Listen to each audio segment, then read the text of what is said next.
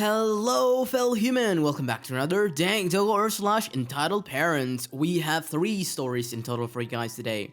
The first story is posted by u/biggest with the title of I do not care if you have cancer, my child deserves your seat. This encounter happened about 7 months ago. I do not want to insult your intelligence because you most likely already know what M and me stands for, but I should say that EK in the story stands for embarrassed kid and OG stands for old gentleman, 60-some years old guy. The kid was very polite and sorry, so this story isn't about him. Also, I'm translating this into English, so bear with me. A little backstory. About a year ago, I was diagnosed with cancer of nasal cavity, stage 2.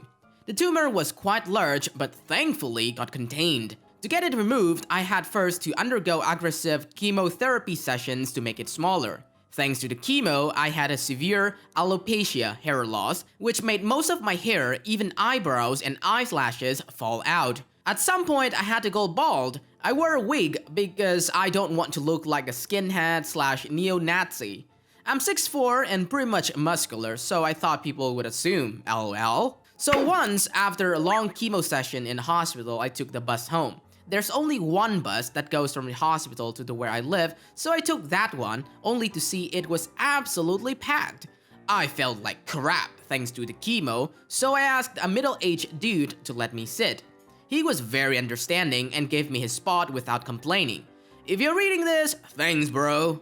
2 stops later enters M, a lovely whale with an I demand a parley with the CEO haircut and a 12-some years old kid. It took her roughly 5 seconds to see the bus was packed, start looking for a free seat, and spot me and start marching to me. Or, in her case, trying to fit in the aisle between the seats while shoving others aside. When I saw her, I knew I was screwed. She then stood next to me and decided to talk to me. This is the conversation that followed. M. Hey, could you let my kid sit down? Me. You mean me? M. Who else? Me. Oh, I'm sorry, but I'm on my way from the hospital and M. Cutting me off. So are we, and we're coming straight from an ER. Nonsense. The stop was a few kilometers away from the hospital. My boy just broke his leg. Her kid was standing next to her without any support, clearly embarrassed. Me, he's standing next to you completely fine. M, look here, boy. I'm 21 years old, yo! My kid deserves to sit down. Me, look madam, I'm sorry, but I just got back from a chemo session in the hospital, and I need to sit down and rest. I then moved my wig a bit to let her see my bald head. M then straight up start yelling in my face. M, stop making excuses and get off the ducking seat, you ducking skinhead piece of crap. At this point, I was baffled. I didn't know what to say, and the kid was trying to make his mother stop, and we had the attention of the whole bus. She then grabbed me and tried to yank me off my seat. I held tight and thankfully didn't fall off. Now, enter OG, my savior. OG, will you shut the duck up, you dumb cow? M, who do you think you're talking to? OG, with ice-cold voice, stop assaulting other passengers, or I will be forced to step in. Also, every dumb moron could see the dude has cancer. M, now he's just a ducking skinhead. OG, he's got no eyebrows, you tramp. Seems like that really offended M, because she spun around on the spot and threw a falcon punch in OG's face. I was in shock and in disbelief. The whole bus was flabbergasted, and the kid was probably wish he'd never been born. OG then said something unbelievable and was a golden sweet karma that followed. OG, okay, that does it. Harassing passengers on the bus, physical assault against a passenger, and now assaulting an officer. You're in deep trouble, lady. OG then pulled out a badge and told her to stay where she was. Then, he pulled out his phone and called someone and told her she was being arrested. I couldn't believe it! OG was a bloody cop! At this point, M was white as a wall. The bus had just come to a stop, so she decided to make a run for it, but other passengers blocked her way. She then also got charged with resisting arrest thanks to this. 3 stops later, a police car was waiting for M and EK. EK told me he was sorry for his mother's behavior and I felt sorry for the kid. He wasn't a bad child, but his mother was a hell spawn. OG then talked to me and asked if I wanted to press charges, to which I gladly said yes. Took a statement and thankfully was kind enough to let me solve everything on the phone so I didn't have to come all the way to the police station for questioning. And then M got some jail time. I think it was a few months and some community service. I, in return, got a good story to tell and the sweet taste of instant karma. Right now, I'm riding the same bus as I just got back home from the hospital after a checkup, which reminded me of this. A friend who was sitting next to me told me I should post it here. He, as much as myself, also couldn't believe that such people existed, but it seems I proved it to him. I should also note that the surgery went well. I was declared cancer-free in November, and my hair is slowly returning. Also, I don't need to wear a wig anymore. Wow, the karma is too real on this one. I've seen a lot of crap recently involving Karen, but this one definitely somewhere at the very top. And congrats OP for becoming cancer-free. On to the second story written by woof/professional dish. M thinks we're daycare. Well, her child is gone. I used to work in a small chain of bookstore and stationery shops. We'd sell books, pens, paper, and so on. It was a squirky little store, straight out of a romantic love novella, or a Stephen King book if you prefer. This happened a few years ago, and I reconstruct it from my memory, while trying to be as accurate as possible, but I can't guarantee it. The cast of this play: M, entitled mother; LG, a South Korean multinational conglomerate corporation little girl; me, a virtue example of a working class hero, just me; ND, nice dad of little girl.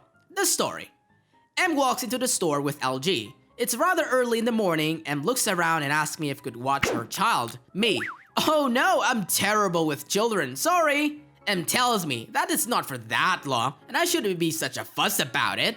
I still politely refuse. It's not my job to watch children. I'm afraid to do something wrong. What happens? M leaves the store. Who do I find hidden in the corner? LG, who seems to be rather shy and fearful.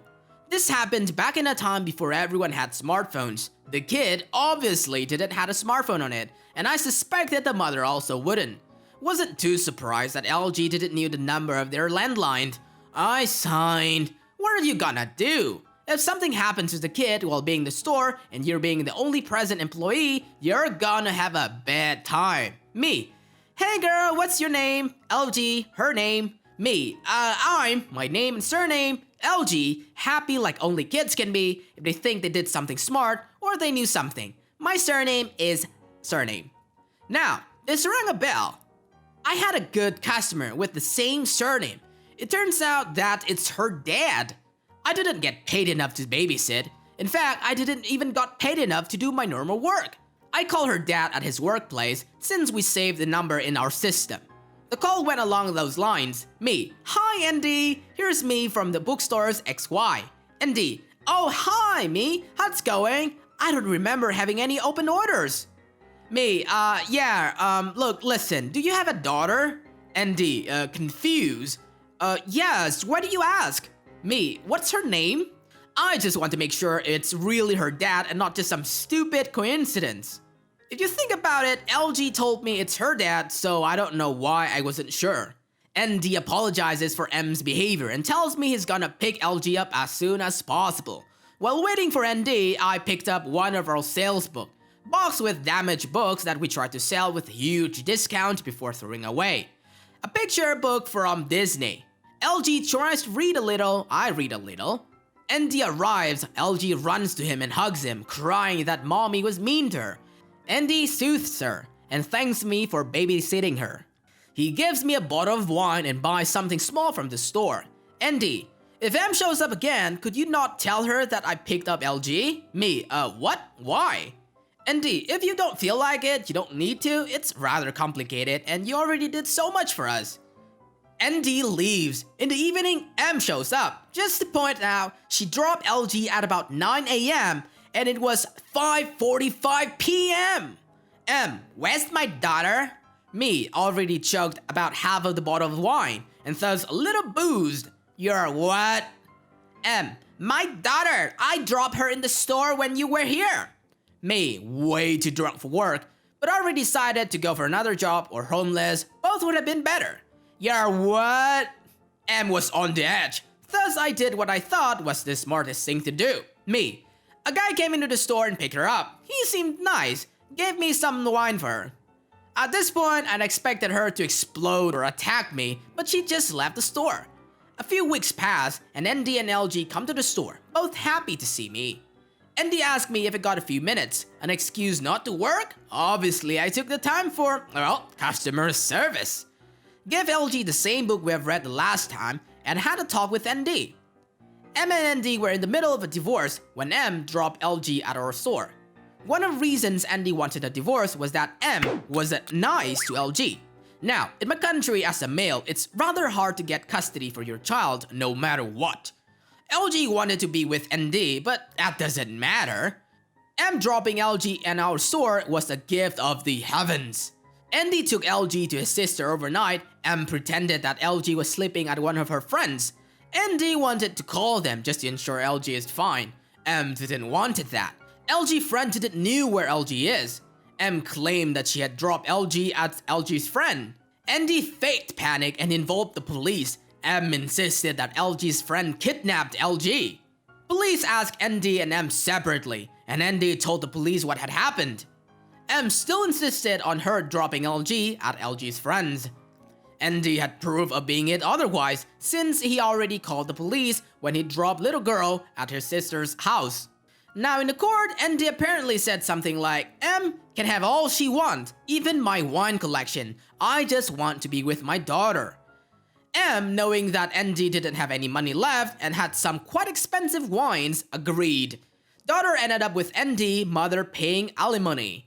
What M didn't knew was that ND was replacing his wine collection before the divorce with the cheapest wines he could find at the different discounters, gifting away the expensive ones. He knew that M is either gonna take everything from him or will break his wine collection. We both laughed and I gifted the book to LG, who seems very happy. When M dropped her, she was shy, seemed small, and now she had such a big smile on her face and was curious for everything. She could read much better than a few weeks ago. She seemed like a bird taking off to fly towards the sun. I absolutely hated my job, but situations like these make me a little bit nostalgic. Somehow I miss direct interaction with customers. On the other hand, I don't. I obviously don't. Well, that poor girl, at least she ended up with her dad that loves her. OB was super smart for making the connection with the last name. Imagine the horror if OB hadn't. On to the third story shared by /TopGorilla17. Let them eat the cake. Long ago, way back in the before time, I worked for one of those bulk warehouse club stores. My trade was simple. I was a wrangler of the Silver Buffalo and dutifully retrieved the old ghetto strollers I did. The job in and of itself wasn't the worst I'd ever had. I got plenty of exercises, got to outside, and generally didn't have to interact with the members. Calling them customers was a taboo, for the most part. The thing about this job is that the company I worked for had a reputation for being cheap. Thusly, more often than not, I was on my own out in the parking lot. Big whoop, you might say. You gathered carts? You should see how hard my job is. Yeah, well, shut up. This is my story, but munch. I digress. The reason that being alone sucked is that this store didn't have just one kind of cart. Hell, they didn't even just have two kinds of carts. You had your classic garden variety cart, the kitty cart, the plastic facade to make it resemble a car, the electric scooters, which weren't supposed to leave the store but did so with alarming frequency, and finally, the bulky, hard-to-control flatbeds. On top of that, whenever someone needed help loading their haul into their minivans, I was the guy they called. You know, because the greeters, cashiers, and managers were all busy. As you might expect, one man cannot be in multiple places at once, and as a result, on some of our busier days, it became incredibly difficult to keep enough carts in the vestibule. Our store begins on one of these days, so there I was chugging along like a good coworker drone, struggling to keep up with the sheer volume of people coming in to buy cheap bulk goods. Sure enough, I get a call on the radio. Manager, skrrr, Top Gorilla 17, we need your help with some members to load their purchase. Skrrr. Me, I'd love to, but I'm barely able to keep up out here as is. Manager, skrrt, just do it, Top Gorilla 17. You can afford to gathering cards for 2 minutes. Skrrt. Ron Howard, he couldn't. I didn't want to push my luck, so I complied. After spending 20 minutes loading people's purchase, because when one person needs it, suddenly they all need it. I came back to find my vestibule a near ghost town, save for a single line of cards that was half gone, and the Karen. I won't waste time describing the Spiceman's. She was the prototype. You know what she looked like. There she stood, menacing, tapping her foot with such speed that could make any metal drummer green with envy. You collect the contempt in her gaze in a jar. Karen, where are the big flat ones? I blanked for a moment. Me, sorry? Karen, ugh, Mexicans. For the record, I'm very much white. Karen, where are the flat ones? Me, oh, you mean the flatbeds? I'm sorry, I was just helping some other members load their merchandises and I haven't had a chance to... Karen, oh my god, I don't care about your excuses. You had one job and a trained monkey could do it. I just want this lady get out of my face so I don't fight it. Me, sorry ma'am, I'll just grab one from the parking lot for you. Karen, you'd better. So I go back out to the lot and find a whole line of flatbeds sticking out a coral blocking several parking spaces. I push them all to her vestibules, where she waits, huffing about how I'm wasting her valuable time. I separate one of the rest and bring it to her. Me, I'm terrible story about the wait, ma'am. She leers at me with utter malice. Karen, unbelievable. And with that, she dismisses herself into the store, where she will become someone else's problem. I shake my head and return to doing what I'm paid to do. About 15 minutes later, I'm returning a line of cart when I see her pushing her flatbeds to her Maita and jawing about stupid people. Most certainly referring to me on her cell phone. You know what she had bought? What she had insisted on having a flatbed for? A cake! And this wasn't even like a big cake. It was one of those little circular numbers like this. Anyways, I witness as she continues to yammer on about how I nearly ruined, I tell you, her precious baby's birthday party when the most glorious thing happened. Still clutching her phone and those Jai-alike scoop claws of hers, she attempts to pick up the cake with one hand and the plastic toppers pops off and she spills the cake all over her undoubtedly expensive designer outfit. Seething with white-hot rage, she locks eyes with me. Karen, you get me another cake now. Me, terribly sorry ma'am, I've got one job and these cards won't just gather themselves. I walked away with poop-eating grin plastered on my face and she shrek's faded into distance behind me. I've had my fair share of nasty customer interaction before, but this one really took the cake. Yeah! I've had to say that OP is a really amazing writer with unique style of storytelling and a great pun at the end. Could probably become a great book author someday. That's it for today, fellow humans. Thanks for watching. Dank Doggo appreciates your time. If you enjoy our content and want to see more of us, stay tuned and subscribe. Don't forget to smash that like button and ring the bell or Doggo will cry. Also, you can always tell us your friendly neighbor Doggo your experiences in the comment section. I'll catch up with you guys later in the next video.